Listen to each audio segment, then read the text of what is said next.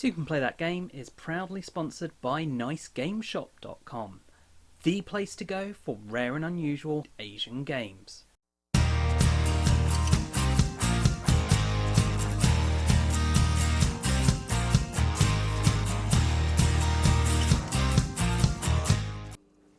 Hi, I'm Michael. Take a seat and I'll tell you about Massive Darkness from CMON. So this is a cooperative game for 1 to 6 players of dungeon exploration and adventure. As the heroes, you are taking on the roles of Lightbringers who are facing off against the forces of darkness in order to try and save the world. You see, because if you don't stop them, the forces of darkness are just going to kill everyone, basically. So the way this works is you'll pick a quest, you'll play a quest, and then you can either pick another quest, you can pick whichever quest you want to do, or you can do a story mode. And in the story mode, you work through the quests one at a time. So the way the game works is the heroes take their actions, they do the typical dungeon crawl things, they move around, they attack, the monsters then attack back, and that's the game. The way you win will depend on the quest you're doing. The way you lose, if a hero dies and you're unable to resurrect him, because you have this dandy little mechanic where you're able to resurrect a certain number of times and then you can't do it anymore. So if one person dies, they come back. If another person dies, they come back, and it could be the same person again. Then if a third person does, you lose. So it's an interesting kind of life mechanic there that works quite nicely. So what makes this different to other dungeon crawls out there? Well, for starters, there's the sheer size of it. It's called Massive, and it is massive. You get a ton of miniatures. I've just put a few out here for you to get a look at them, but there's trays of them. There is that many. The miniatures you get are fantastic. You have these huge, like, spider and huge hellhound and things. They're typical, cool mini or not, quality, as you would expect. They're detailed, they look great. Anyone who's interested in miniatures and painting them will like this. The other things that are different is you have this handy little kind of dashboard here made of plastic, which cards kind of insert into, and you have pegs for tracking your health and XP, which is a nice little thing that you don't get in a lot of games. The other thing that's different is the way you advance in this. So you gain XP as you kill creatures, and then there's a phase where you're able to spend that XP in order to gain new skills. So there's kind of 2 ways you're leveling up as you play this. One is gaining more equipment, and as you gain more equipment, you roll more dice. Though there is a cap on the number of dice, so the fact that the game comes with this many dice, this is all the dice you're ever going to need, because there are 4 different colours, and you can never roll more than 3 of a single colour of a dice. So you could end up rolling all those dice, but that's it. That's all you're ever going to need to roll. So that's really nice. It means that you get to roll hands filled with dice, but you don't have the, oh, and then I still needed 2 more, oh, I need to buy extra dice, etc. So that's a nice fact. So, as I was saying, you can level up with XP and buy new skills. And this is really interesting because this is where the kind of 2 different modes really kick in. Because in one, you gain XP slower in the story mode. So you don't gain as many skills as you would in the non-story mode. But then you're carrying those skills over into other quests, which you don't in the non-story mode. So that's an interesting. I think I prefer the non-story mode. I think it does a great job of giving you that sense of character progression, of that leveling and experience. And yeah, I'm now rock hard in a single game. And I can't think of any other dungeon crawl that does this as well, that you feel like you're progressing. Every time you kill something, you're getting that little step closer to being harder, being better, being higher level, and enjoying the game. And some quests, you know, you won't get quite as far as others because of the size of them. Others, you know, you'll get all the way through up to level 5 and you feel like you're this mighty unstoppable thing at the end. So that is really interesting. As with the models, the rest of the components are also really good quality. All the cards, the dice, the cardboard components, you know, they've completely knocked it out of the park with this. So what then about gameplay? Well, let's start with the level of complexity, the level of ease of play of this. The rulebook is not the easiest to understand. There's a lot as you read through that you're kind of getting to bits and then you're like, hang on, wait, what's this? How's this work? And jumping back and forth, which isn't ideal.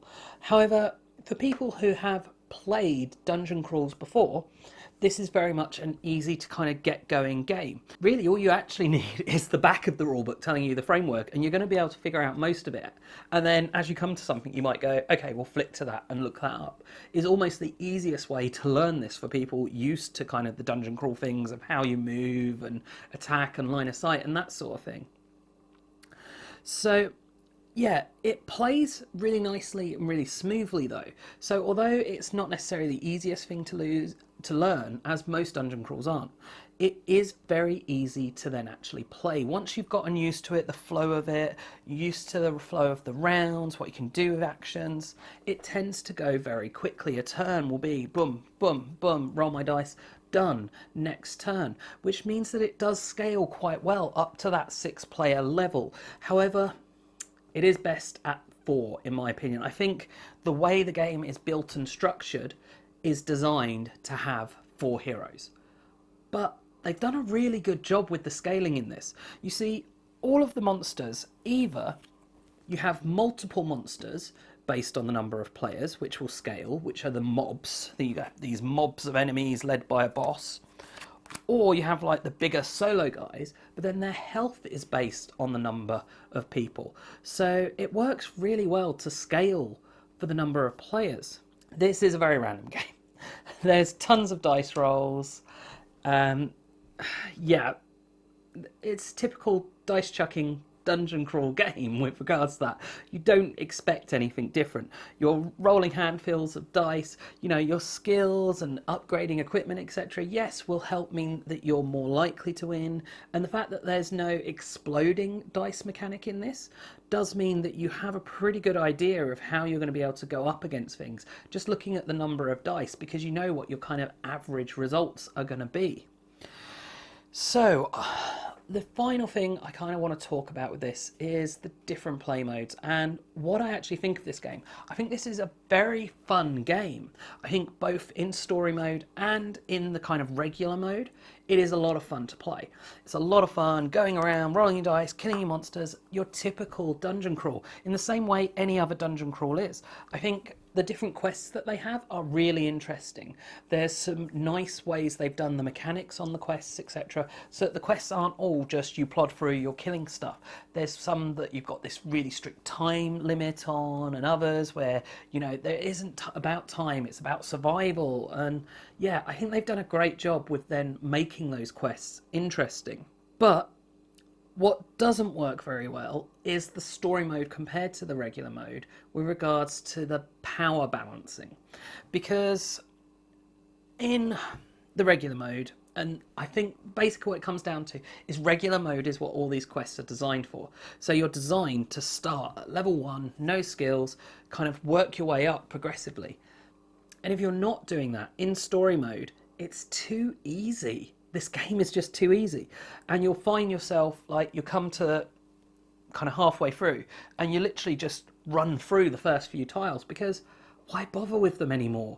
And it just kind of takes away from a lot of the game's feel, which is a great shame. So if you're after a campaign game, this is not going to be the one to go for, really. Not if you want to have your character that you're building up and taking from game to game. If you want to just follow through each of the quests as independent game experiences and having the different quest goals, etc., that is where this is at its best, and that's what I would recommend people get this for. Now, another thing to be aware of is there are only 6 roaming monsters in the box, which is fine if you're not going to play it a lot.